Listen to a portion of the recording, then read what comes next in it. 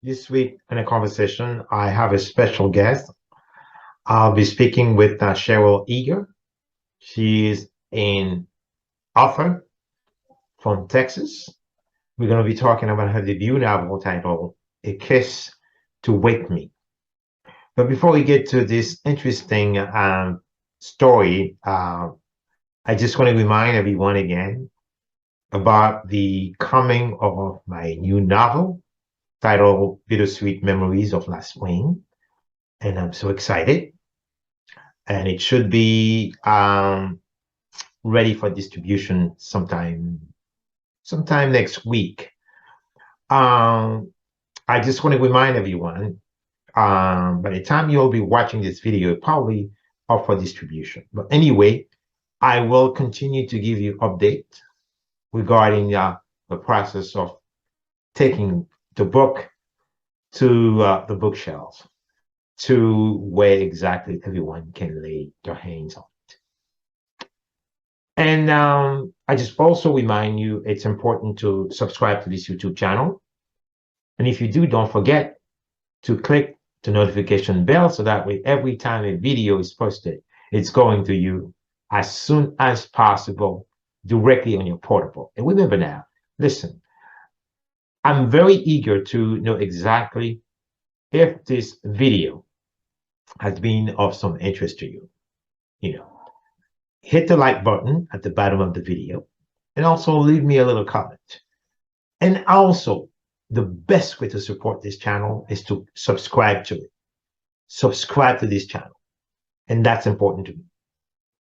Okay? So let's get started. Again, my name is Ardain Isma, and I'm here this evening with a very interesting author. I'm here with Cheryl Eager. We're going to be talking about her interesting, impeccable debut novel titled A Kiss to Wake Me. So, Cheryl, welcome to the conversation. Thank you so much, Dr. Isma. Thank you for having me. Okay, so to get started, Cheryl, would you please tell the viewers of CSNS Magazine who is Cheryl Eager? Yes, I am a native Texan. I was born and raised in Texas, and my debut novel, A Kiss to Wake Me, that we are speaking about tonight, is set in Fort Worth, Texas, where I was born and raised. And I was raised in a large family. I have 5 sisters and 1 brother. Okay. And there was never a dull moment in our home. And uh, then I guess you could say some of A Kiss to Wake Me is somewhat autobiographical because I met my husband in high school, my high school sweetheart, and we married just shortly after high school, and the rest is history. We're still together. We had kids young, just like Cara in the book. Not quite that young, but so yeah. We've had an interesting life. We have 2 sons, and we have 8 grandchildren now. So, Wow. a true 8 love story. grandchildren? Yes, 8 Wow. grandchildren between the 2 sons. Yes.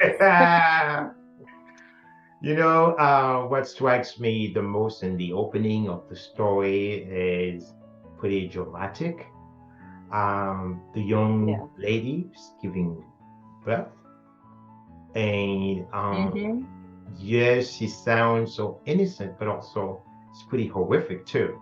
So, calling paramedic and having to the dispatcher from 911 call, you know, it gives you a feel of something that America experiences on a daily basis. Now, they say fiction reflects reality, Cheryl.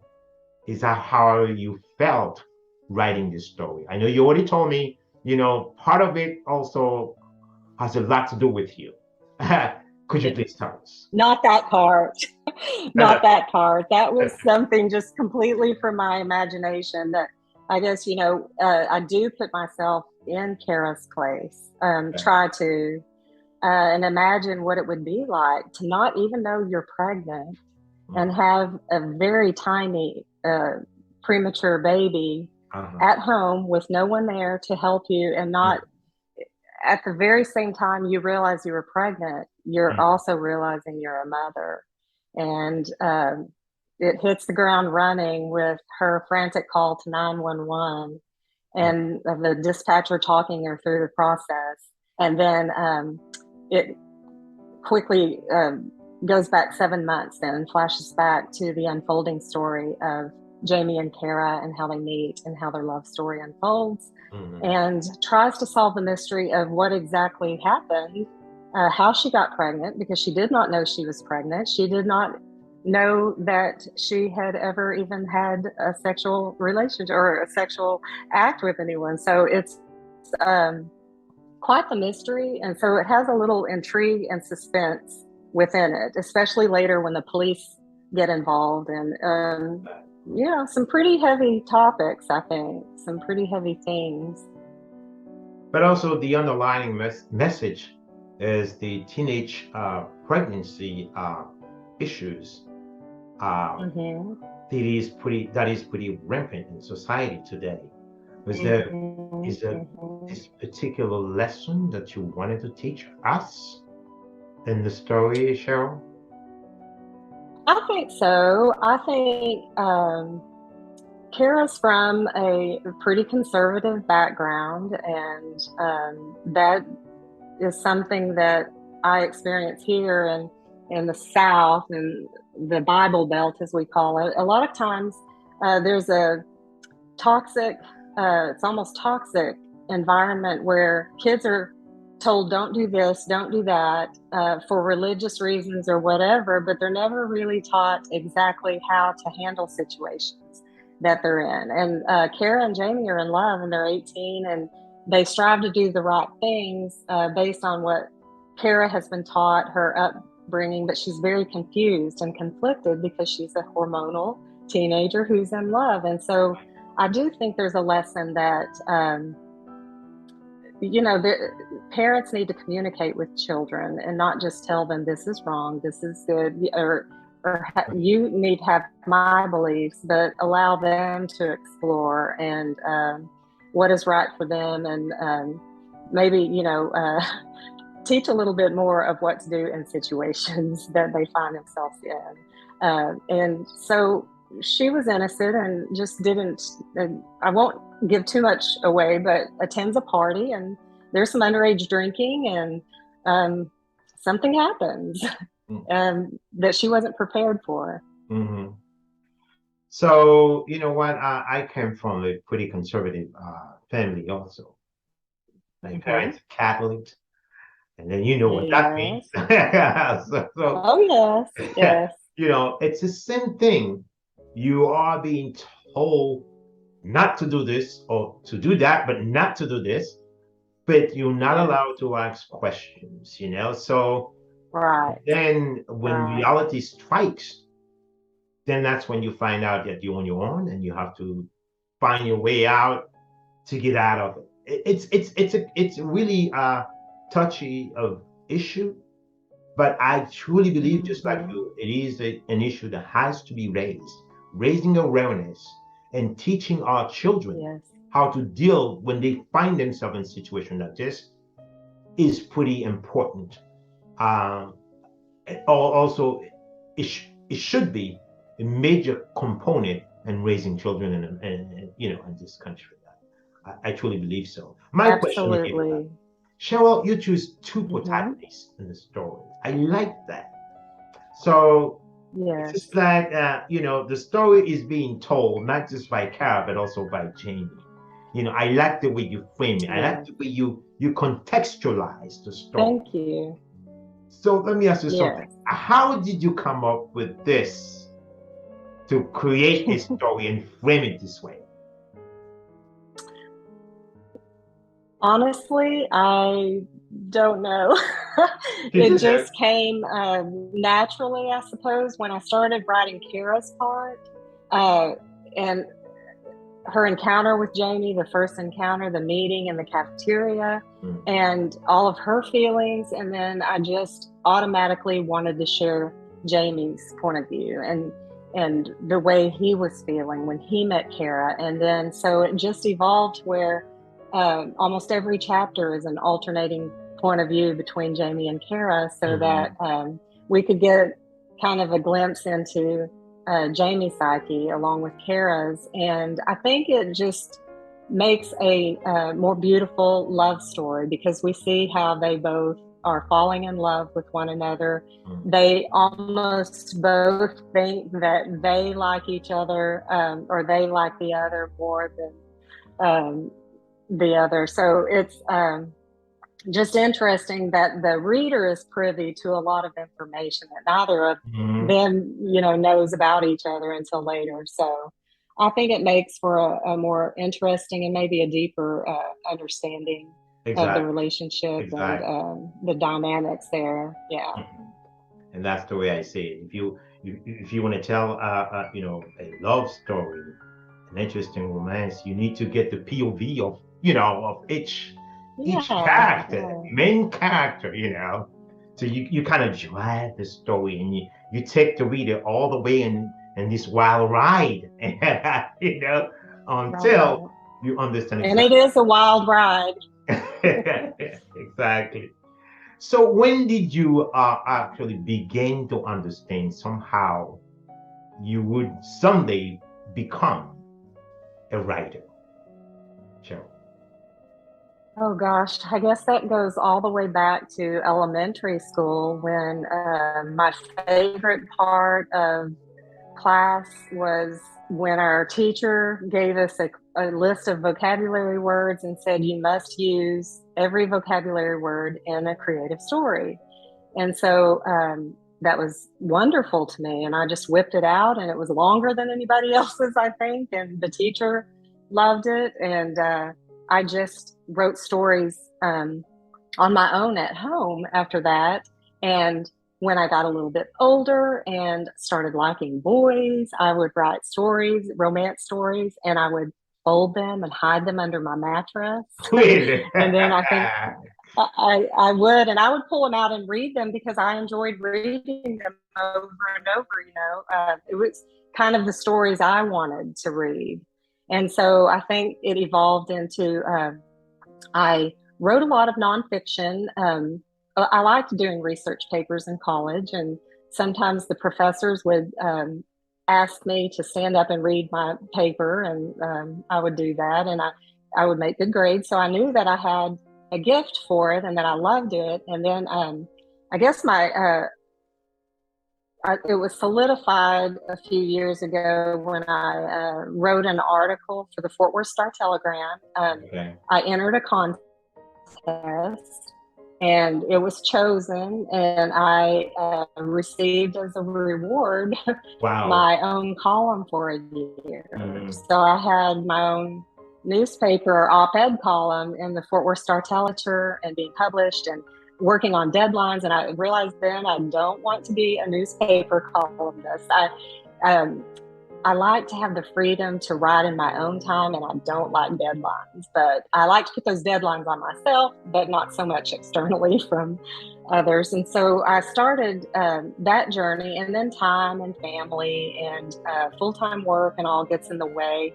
And like I said before, when COVID hit, it just gave me the opportunity to buckle down, take that story that I had started a couple of years ago, and it actually was some advice from another author who said, don't look back at your story. And I know that I was doing that. I would write something, and then I would tend to kind of go back and read it and edit it, and it was slow. And she said, just keep going, get to the end, and then go back and break up your chapters and revise and edit and change. And that was the best advice I could have gotten. And because I sat down and I said, I am going to finish this book. And then I finished that book, and probably a week later, I started another book. So I finished 2 books during COVID, and the second one was also accepted for publication, and it's called When Two Stars Collide, and it comes out early 2023. Is that a sequel from the first story? It is not a sequel. It is A not like standalone the one? first one. Ah, I'm sorry. is it Yeah, a standalone one? No sequel, no continuation. Uh, right. It's a standalone for sure. Yeah. okay, so now can you give us a little sneak preview of the story? I can, yes. It is about the the male protagonist his name is Sin, short for Cinder. It is a little bit of a spin-off of the Cinderella story, but the genders are reversed. Okay. And Sin is he's a secret YouTube phenomenal. So he plays and performs in shadow on YouTube, and no one knows who he is. And Cara, I mean, not Cara, I'm getting, see, this is the problem of writing two books at the same time. You get the characters. And so Henry, short for Henrietta, is the female protagonist, and they are very different. She's a sheltered uh, Netflix star, stars in a streaming original Netflix production, and hates it. She's anxiety ridden. She's shy. She can't stand the life her mother has thrust her into from the time she was in toddler pageants. And uh, Sin scares her. He's tattooed, he's pierced, he's half Japanese. Wow. He looks like he's come out of a Japanese manga book. And then they meet, and it was an unlikely meeting, and an unlikely friendship ensues, and then they fall in love. And there's a lot that goes on with the dynamics of his family. He has an abusive stepfather. Mhm. Yeah, I don't You want to give too always much away, find but you it's always find okay. those compelling stories to share with your readers. Now, They're somewhere in my imagination. that's what we do as writers. Speaking of Mm-hmm. imagination, let me ask you something, Cheryl. Do you feel Uh-huh. sometimes your characters talking to you? Oh, yes, yes. I feel that they talk to me and tell me what to write, if that makes sense. I know that sounds a little crazy to someone who doesn't understand that as a writer, but they almost whisper in your ear and tell you what to write. And sometimes I'm surprised at their actions and behaviors and their language just right along with You right with along the with it, reader you when know? yeah. So they surprise me sometimes, and that's the most exciting part about writing, I think, is that element of surprise, And and how your anybody who's characters not a reveal writer, themselves to you as you're writing them. exactly. And you know what? Anyone who's not a writer would probably not understand what we you and I are talking about, you know? Exactly. They No, would they probably would say, oh, not. these folks are crazy, you know? Yes, it sounds a bit crazy, doesn't it? hmm Now, growing up as a young girl in elementary school, did you have a particular author who really you had an interest in Oh reading? yes. Hmm. I did have a favorite author, Judy Blume. I'm sure that's a lot of girls' favorite authors. She was the first author I read where Hmm. I felt like I might have been reading something that my parents wouldn't have approve of, Okay. which made it all the more exciting. But it wasn't anything, of course, out of the ordinary of things Uh, that girls encounter. It was just that she was so honest and so blunt. And she was not afraid to shy away from some of those tough issues that girls encountered at that age. And I appreciated that. I had never read anything that was just so grounded in reality and honest. And I think that had a big influence on even writing A Kiss to Wake Me. I wanted to tackle a an issue that is quite controversial, edgy, um, pretty I would say devastating event that some might shy away from, but I wanted to explore those feelings and how a character would react to something like that Mhm. happening. Okay. So I owe a lot to Judy Blume. I do. Okay. Now, there comes my next question. Okay. Hmm. She was the first writer who had such an impression on you.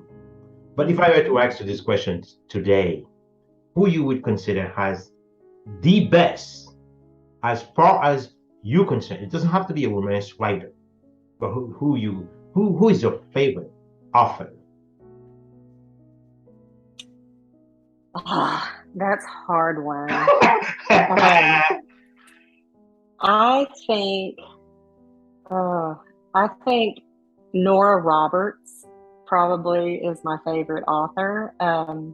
She's been one of my favorite authors from the time I was a young adult, but even now, her books, she is still cranking out those books, and they contain romance, which I love, and I like to write, but they also have mystery and intrigue with them. And it might not be the whole story, but there's enough in there that keeps you wanting to turn the pages. And I think that Nora Roberts would probably be my favorite author. Yeah. Okay. All right. Now, every time I have a guest in a conversation, Cheryl, at some point, because you know we're human, so we switch from literature and then we move immediately into something cozy. We got about 5 more minutes with Okay. this conversation, but I want you to tell me, because I know you're a mom, okay? Mm-hmm. Mm-hmm. Your wife. Yes. So, what is your favorite cooking? Oh, well, you know my heart because I love to cook. I love to cook. Gosh, but that again, that's a hard question to answer. Something that's nostalgic that I like, that is a Southern thing probably, and that I still bring to my family. Uh, Sunday pot roast. Cooking a Sunday pot roast with uh, carrots and onions and potatoes, and they all simmer together for a long time, slow and low, and just that smell when you enter the house. And I think that's probably my favorite thing to cook, and You're talking we about a still share stew, that as a family. like a vegetable It's stew? like a stew.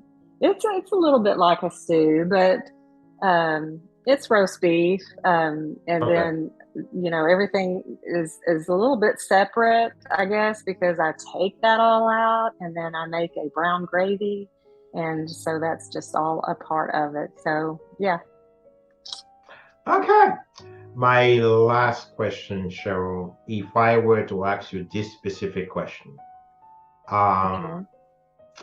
if I were to ask you to give a lesson to a lot of people out there who would want to be writers, but Hmm. lack the skills necessary to do so. So, what advice would you give them, Cheryl? Oh, well, I would say write what you want to read, think about what you've read, and just expound on that with your characters. Make sure that your characters are expressing themselves, that you know how they're feeling all the way through. Yet there's some tension there that's keeping them apart, either internally or externally. There's got to be tension so that you're wanting to turn the pages, you're rooting for them, you're wanting them to get together. And so as each chapter progresses and they're getting to know each other and the love progresses, that you just make sure that you keep that tension and throw in some problems that have to be solved, have them make some bad decisions, And then and try to it's correct that. going to, and then try to correct them. And then, of course, in any good romance, in my opinion, I know this is controversial, but if it's called a romance, it has to have happily ever after. And the HEA, it must have a happy ending to be a true romance. So don't forget that happy ending and wrapping everything up in the long run, and just have the reader kind of breathe a sigh of relief at the end, that all is well and it's very satisfying. And I guess that's the advice I would give. This is great. And A Kiss to Wake Me is today is the official launch. It is, yes. It's the Wow. Do official you have the launch. copy now, So Cheryl? You want to show it to the I public? do. I do. I have it right here. Raise it up a Kiss little to bit. Wake Now, Me. A Kiss to Wake Me is her debut novel, and today is the launch. Anyone who would be interested in getting a copy, you should go now. And I believe it's available on all retailers, Barnes and Nobles, Amazon, and anywhere in the world you can have a copy if you want to. Okay, great. Right. Yes. Okay, so with that, I'm just going to say it's been such a pleasure to have this evening in the conversation impeccable author, Cheryl Eager. Thank you so much for having me. It's been wonderful speaking with you.